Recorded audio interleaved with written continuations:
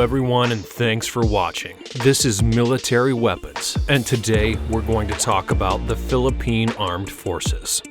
The Armed Forces of the Philippines are the military forces of the Philippines, consisting of three main service branches, being the Army, the Navy, and the Air Force. The President of the Philippines is also the Commander-in-Chief of the Armed Forces and forms military policy with the Department of National Defense, an executive department acting as the principal organ by which military policy is carried out, while the Chief of Staff is the overall commander and the highest-ranking officer in the Armed Forces of the Philippines. The Philippine Coast Guard also serves as an attached service of the Armed Forces of the Philippines in wartime.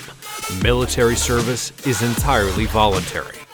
When it comes to the Philippine Army, it is the main, oldest, and largest branch of the Armed Forces of the Philippines, also responsible for ground warfare. Its main headquarters is located at Fort Andre Bonifacio, Metro Manila. The Philippine Army is headed up by the Chief of the Army, attaining the rank of Lieutenant General, and he is assisted by the Deputy Chief of the Army and the Chief of Army Staff, in charge of organizational and administrative matters, both holding the ranks of Major General.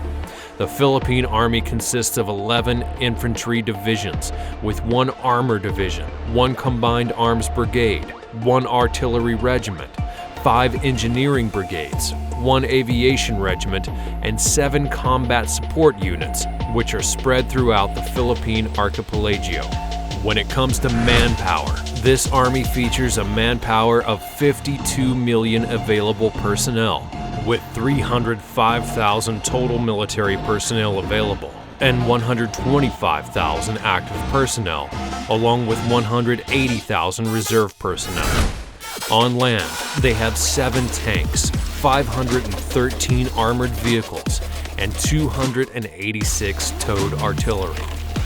The Philippine Navy is the naval warfare service branch of the Armed Forces of the Philippines and has an estimated strength of 25,000 active service personnel, which includes the 9,500-strong Philippine Marine Corps. It operates 115 ships and 25 aircraft, sharing the responsibility of patrolling the maritime borders with the Philippine Coast Guard, a formerly attached unit which became a separate maritime law enforcement agency in 1998. The Philippine Navy is administered through the Department of National Defense, and under the Armed Forces of the Philippines structure, the chairman of the Joint Chiefs of Staff, a 4-star general and admiral, is the most senior military officer. The senior naval officer is the Chief of the Navy, who usually holds the rank of Vice Admiral. He, along with his or her Air Force and Army counterparts, are junior only to the chairman. The Chief of the Navy is solely responsible for the administration and operation status of the Navy, and his counterpart in the U.S. Navy is the Chief of Naval Operations. Currently, the naval establishment is actually composed of 2 type commands, the Philippine Fleet and the Philippine Marine Corps. It's further organized into 7 naval operational commands, 5 naval support commands, and 7 naval support units.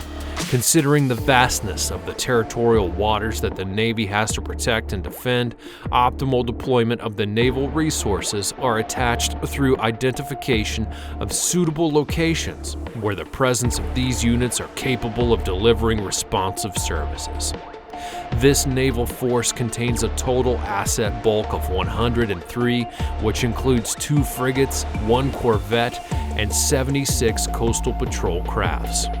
The Philippine Air Force is the aerial warfare service branch of the Armed Forces of the Philippines, which was initially formed as part of the Philippine Army.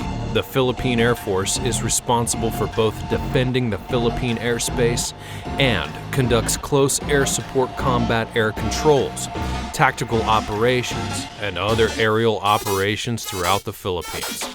The Philippine Air Force has an estimated strength of over 16,000 personnel, operating 216 aircraft.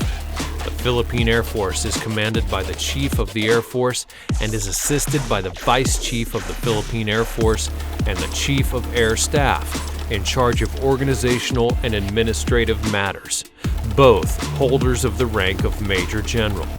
The Philippine Air Force consists of 3 tactical commands, 3 support commands, and 7 air wings.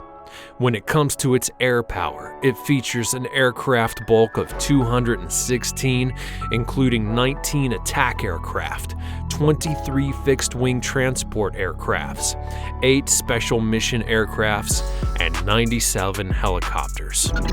In 1981, when Marcos trusted military officer General Fabian Ver became the Philippine Air Force Chief of Staff, favoritism was believed to be attached to the military organization due to the fact that the general only placed his favorites in most sensitive positions and did not dismay qualified officers. Marcos would like to make sure who is fit for the job.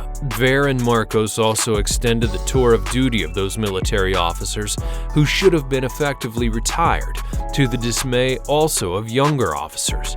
Consequently, discontent in the armed forces of the Philippines would ensue. Also at that time, the armed forces of the Philippines would wage a military campaign against the secessionist Moro National Liberation Front on the island of Mindanao, and new People's Army units under the Communist Party of the Philippines nationwide, growing to a 200,000-strong force.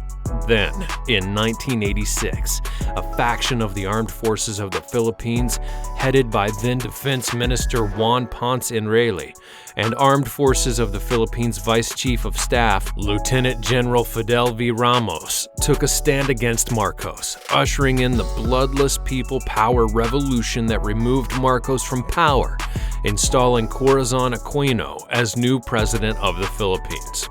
During Aquino's term, most of the military units would remain loyal to her, as she dealt with various coup attempts against her by other military factions that remained loyal to the former dictator and those military officers who would help her to assume power. Then, in 1989, one of the bloodiest coup attempts ever against her would be crushed with the help of the United States. The Armed Forces of the Philippines, during her term, would also launch a massive campaign against the CPP-NPA after a brief hiatus, and also against the MNLF in the South. In 1991, the major services of the Armed Forces of the Philippines would be reduced from 4 to 3 when the Philippine Constabulary and Armed Forces of the Philippine Major Service, tasked to enforce the law and curb criminality, would formally merge with the country's integrated national police. The National Police Force on the cities and municipalities of the country, attached to the Philippine Constabulary, to become the Philippine National Police, thus removing it from the Armed Forces of the Philippines' control, and it would then be civilianized by a law that would be passed by Congress, therefore coming under the Department of the Interior and local government as a result. In 2000, then-President Joseph Estrada would order the Armed Forces of the Philippines to launch an all-out war against the Moro Islamic Liberation Front, a breakaway group of the MNLF that wanted to proclaim Mindanao as an independent state. Then, in 2001, Estrada would be removed from power in the 2-day EDSA Dos People Power Revolt, in which the AFP played a key role. The revolution installed then Vice President Gloria Macapagal Arroyo as president. Since 2001, the Armed Forces of the Philippines has been active in supporting the War on Terror and has been attacking terrorist groups in Mindanao ever since.